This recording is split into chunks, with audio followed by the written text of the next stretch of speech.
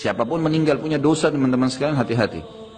Sekecil apapun dosa itu sudah cukup mendatangkan siksa kubur. Walaupun belum tentu dia masuk ke dalam api neraka. Jadi jangan dianggap remeh. Makanya kisah yang masyhur berhubungan dengan masalah ini adalah kisah Utsman bin Affan radhiyallahu anhu yang pernah menziarahi kuburan lalu terisak-isak menangis seperti anak kecil. Lalu beberapa teman-temannya di zaman khilafah beliau berkata, "Wahai Amir Mu'minin, kenapa anda menangis melihat kuburan? Padahal Nabi SAW sudah menjamin buat anda surga. Dan anda ini siapa? Terkenal anak mantunya Nabi SAW, ya, dapat jaminan surga. Nabi sebutkan lisannya langsung, Utsman di surga, dijamin. Bagaimana bisa anda menangis seperti ini?" Jawaban Utsman radhiyallahu anhu sangat bijak. Orang yang beriman dan berilmu punya jawaban yang tepat. Dia mengatakan, Rasulullah SAW menjamin buat saya surga, tapi tidak menjamin saya selamat dari siksa kubur. Dari mana jaminan saya disiksa dulu di kubur? Nanti saya masuk surga, betul. Tapi di kubur disiksa dulu karena masih ada dosa.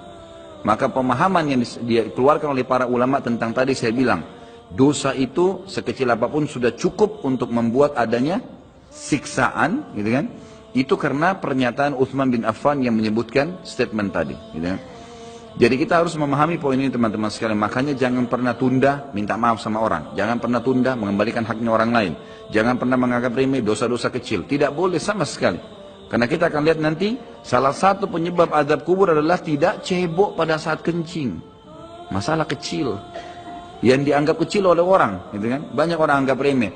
Maaf, banyak saudara-saudara kita yang membawa taksi, kendaraan umum di luar sana, kemudian kadang-kadang kita lihat di pinggir jalan kebelet kencing, main mampir sembarangan saja, ya, kencing sembarangan, tidak membersihkan dirinya. Ini berbahaya, penyebab azab kubur.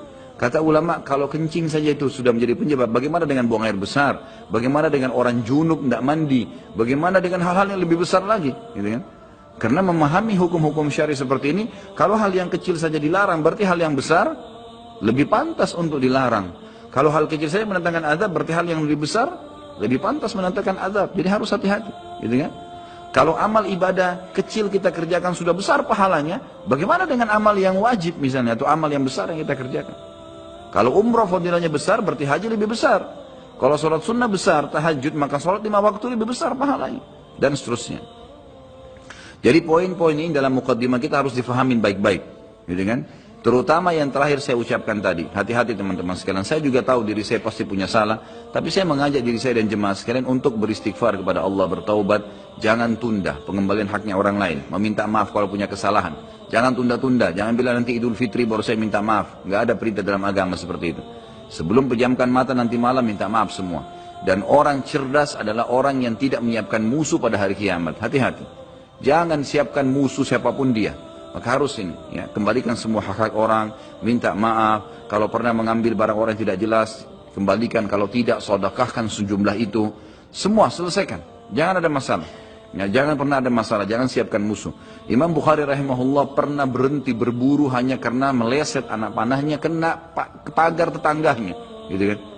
Diajak teman-temannya, kita memanah yuk, berburu. Beliau senang berburu. Kemudian pada saat beliau lagi latihan panah, ternyata anak panahnya sempat mencuil sedikit pagar kayu tetangganya. Lalu dia panggil gulamnya, gulam ini kayak pembantunya, sampaikan ke teman-teman saya kalau saya tidak jadi memanah, saya tidak jadi berburu, dan sampaikan kepada tetangga kalau Bukhari minta maaf. Muhammad namanya tentu, Muhammad minta maaf, gitu kan? Sampaikan dan siap mengganti pagar yang rusak itu. Begitu pembantunya Imam Bukhari datang ke tetangga tersebut lalu berkata, ya, Syekh Imam Bukhari menyampaikan maaf karena pagar anda tercuil, diperlihatkan. Lalu tetangganya tersenyum dan berkata, jangankan pagar saya, rumah saya semua buat Imam Bukhari. Saya tidak perhitungan dengan masalah itu. Waktu pembantunya Imam Bukhari kembali ke rumahnya, apa yang terjadi? Lihat orang soleh dan orang beriman, tahu dan yakin dengan adanya siksa dan azab kubur, tahu ada akhirat dan hisab. Maka apa yang terjadi? Imam Bukhari sujud syukur kepada Allah, kemudian bersedekah sekian ribu dirham, hanya karena tidak jadi ada musuh dari tetangga yang dia cuilkan pagarnya. Coba teman-teman, berapa banyak sendal yang antum injak? Hah? Berapa banyak air yang kepercik kena orang lain? Berapa banyak ini, berapa banyak itu? Berapa banyak yang kita anggap remeh mengambil karena teman punya dan seterusnya. Ini hati-hati. Jangan siapkan musuh hari kiamat. Azab kubur datang kepada siapapun yang masih punya dosa. Dan dosa ada hubungannya dengan Allah subhanahu wa ta'ala, ada hubungannya dengan makhluk. Kalau berhubungan dengan Allah azza wa jalla, kita bertaubat kepada Allah. Allah maha pemurah. Dia akan terima taubat hamba-hambanya asal ikhlas.